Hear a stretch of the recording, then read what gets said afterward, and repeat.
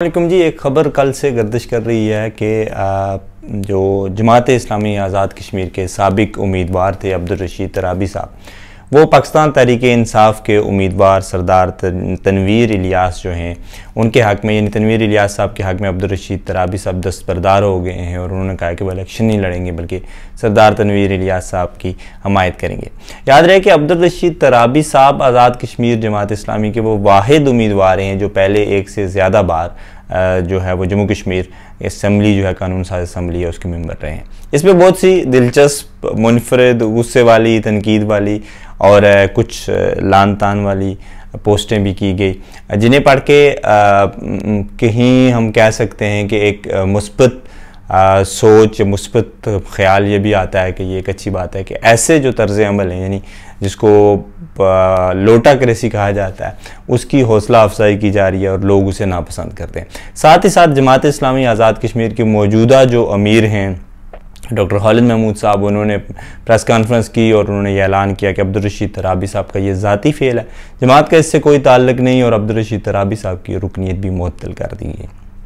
मैं समझता हूँ कि एक सिर्फ ज़ात के हवाले से इसको डिस्कस करना या इस पर बात करना ज़्यादती होगी, क्योंकि हमें मजमूई तौर पे सिस्टम को और मौजूदा जो सूरत हाल है उसको देखना होगा।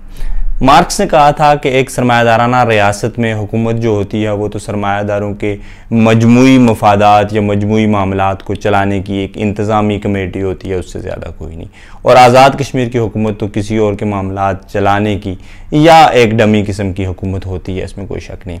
और उससे भी दिलचस्प बात यह है कि जो सूरत हाल है वो पहले कुछ और होती है, फिर कुछ और बाद में होता वही है जो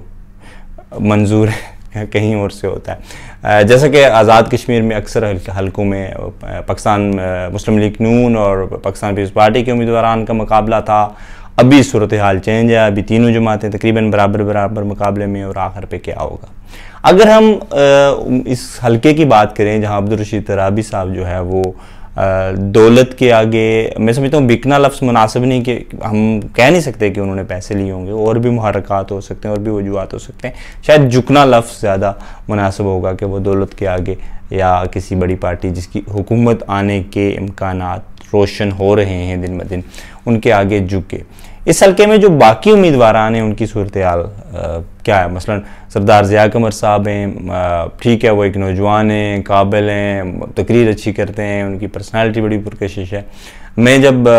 पीपल्स स्टूडेंट फेडरेशन का कॉलेज में प्रेसिडेंट था, उस वक्त वो चेयरमैन थे Jammu Kashmir peoples student federation के, मगर जिस कन्वेंशन में वो चेयरमैन बने थे मैं उसमें भी था, वो हालात भी मुझे पता है। और हम सब जानते हैं कि अगर वो सरदार कमरुज़्ज़मान साहब के बेटे ना होते तो वो उम्मीदवार ना होते, उनसे कई गुना ज़्यादा काबिल, सैकड़ों नहीं शायद हज़ारों नौजवान उस हल्के में होंगे, मगर वो किसी साबिक वज़ीर के बेटे नहीं है, लिहाजा उन्हें के लिए मौके नहीं। दूसरी जानब मुश्ताक मनाज साहब हैं। मुश्ताक मनाज साहब को के कोई मरूसी सियासतदान नहीं है या बहुत बड़े सरमायादार नहीं है, लेकिन वो मीडिया के ज़रिए एक पार्टी की खुशनुदी हासिल करके वो जो है वो इक़्तिदार में आ गए। फिर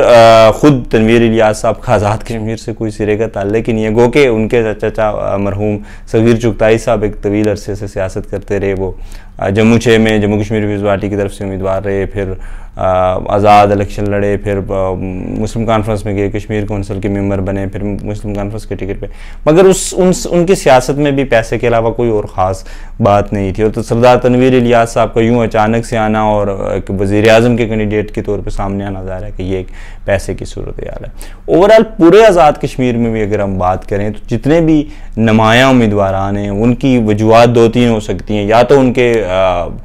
जो वालिद साहब हैं वो कोई बड़े सियासतदान रहे हैं, या उनके पास कोई बहुत बड़ा पैसा है। मिसाल के तौर पे राजा फ़ारूक हैदर साहब इसलिए राजा फ़ारूक हैदर साहब हैं कि उनके वालिद जो हैं वो सरदार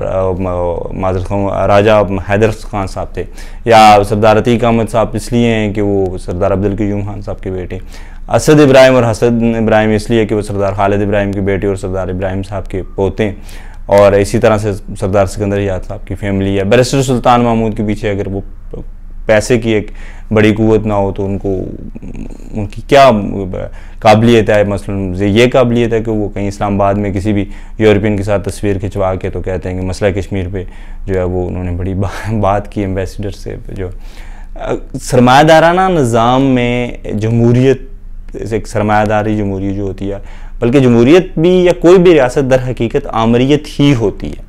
और मौजूदा इस निज़ाम में ज़ाहिर है कि ये अमीर तबके की आमरीत है, और अमीर तबका ही बालादस्त है, और अमीर तबका ही जो है वो इस ख़रीद व फ़रोख्त में मसरूफ़ है। ये कोई महज़ अब्दुल रशीद तराबी साहब का ये अमल कोई इतना ज़्यादा, क्योंकि ज़ाहिर है एक बड़ी वहाँ के कारकुनों को दुख पहुँचा होगा। एक अच्छी बात यह है कि कहीं भी हमें तहरीक इंसाफ के कारकुनों की तरफ से कोई उनको खुशामदीद कहने का, या खुशी के इज़हार का कोई पोस्ट नज़र नहीं आई। ये एक मुस्बत अमल है, मगर ज़ाहिर है कि उन्हें दुख तो पहुंचा होगा। जो लोग उनके साथ चल रहे थे जमात इस्लामी की वजह से, जो लोग उनके साथ कंपेनें कर रहे होंगे, वोट मांग रहे होंगे, तराजू के इंतखाबी निशान पे गीत गा रहे होंगे, नारे लगा रहे होंगे, और आखिर में पता चला कि जो बंदा तराजू का उम्मीदवार था वो किसी और के साथ हो गया, वो रात को जो तराजू था वो सुबह बल्ला हो गया।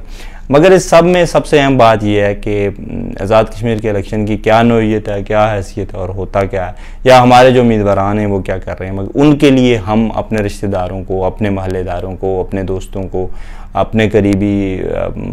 जो समझ लें कि लोगों को नाराज़ कर रहे हैं, लड़ाइयाँ कर रहे हैं। अगर कहीं पर कोई